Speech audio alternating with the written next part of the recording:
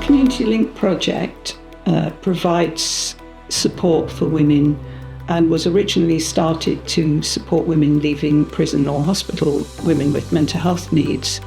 But since the pandemic, we've found that we're having quite a large number of phone calls from local women, or actually women all over the country, and they're ringing in with a variety of different issues. Often it's about housing, domestic violence, obviously their mental health, really many different situations which they are not able to deal with, especially if they're under a lot of stress.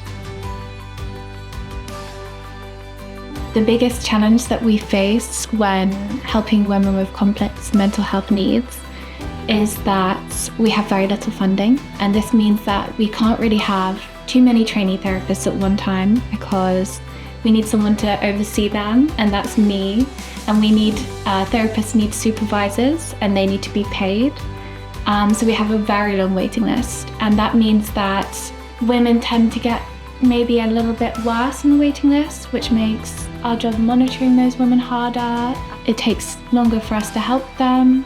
Another problem is that because of the area that we're in, which is Tower Hamlets, and the kind of the charity structures that already exist here, we get referred women who are not suitable for other charities. Those charities only deal with women with high levels of domestic violence, or women who have experienced no domestic violence at all.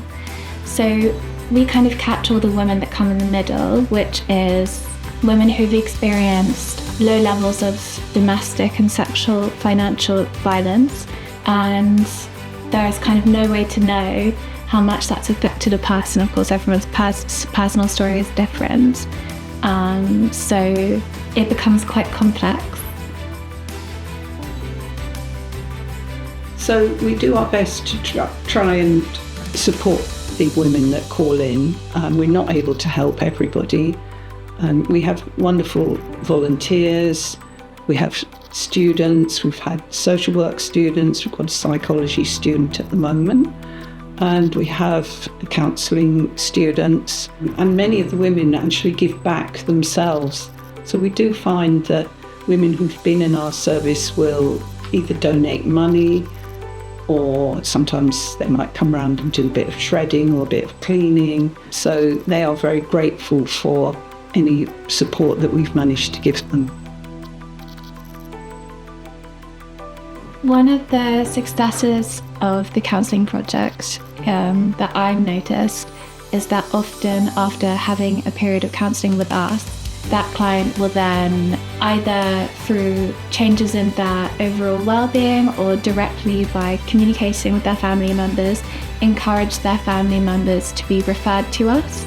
So we notice generations of women, normally starting with the younger generation because they're the ones that are most exposed to therapy online or on Instagram or on TikTok. They'll come in first, and then maybe next will be the mothers, and maybe next will be the aunties or the grandmothers. So we can see the positive change that therapy is having on the women in the community through our referral system. So what does a day working at Wish look like? We have many different strands of work here.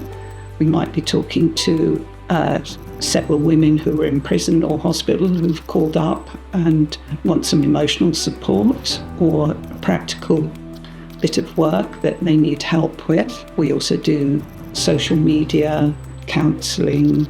Some women might come in to help with their benefits claim.